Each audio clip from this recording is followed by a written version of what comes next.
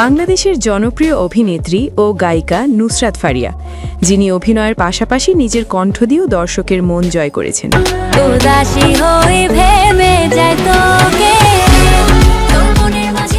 আজকের ভিডিওতে জানব কেন দেরি হচ্ছে তার নতুন গান প্রকাশে, কি আছে তার আসন্ন সিনেমায়, আর ভবিষ্যতে কাদের সঙ্গে কোলাবোরেশনের স্বপ্ন দেখছেন তিনি। ফারিয়া প্রথম মিউজিক জগতে পা রাখেন 2018 সালে পটাকা গান দিয়ে।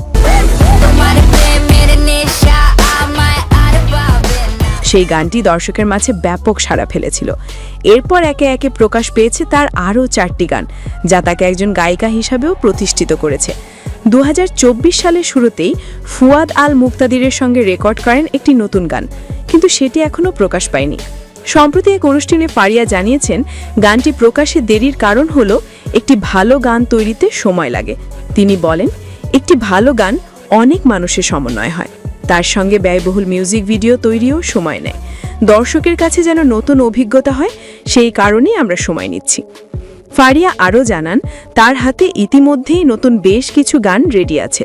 ফুয়াদ আল মুক্তাদির, সঞ্জয় সহ আরও কয়েকজন নামকরা সঙ্গীত পরিচালকের সঙ্গে কাজ করেছেন তিনি। শুধু তাই নয়, ভবিষ্যতে নিজের পছন্দের শিল্পীদের সঙ্গে কোলাবোরেশনের পরিকল্পনাও আছে তার। তার ভাষায়, যাদের গান শুনে বড় হয়েছি তাদের সঙ্গে কোলাবোরেশন করলে খুব ইন্টারেস্টিং কিছু হতে পারে। এই মাসের শেষ দিকে শুরু হতে যাচ্ছে ফারিয়ার নতুন সিনেমার শুটিং। ঢালিউডের পাশাপাশি টালিউডেও কাজ করেছেন তিনি, তবে গত কয়েক বছর ধরে ওকার বাংলায় তাকে দেখা যায়নি। এর কারণ জানিয়ে ফারিয়া বলেন, ভিসা জটিলতার কারণে ওখানে কাজ করা কঠিন হয়ে পড়েছিল। সবকিছু স্বাভাবিক হলে আবার কাজ করব।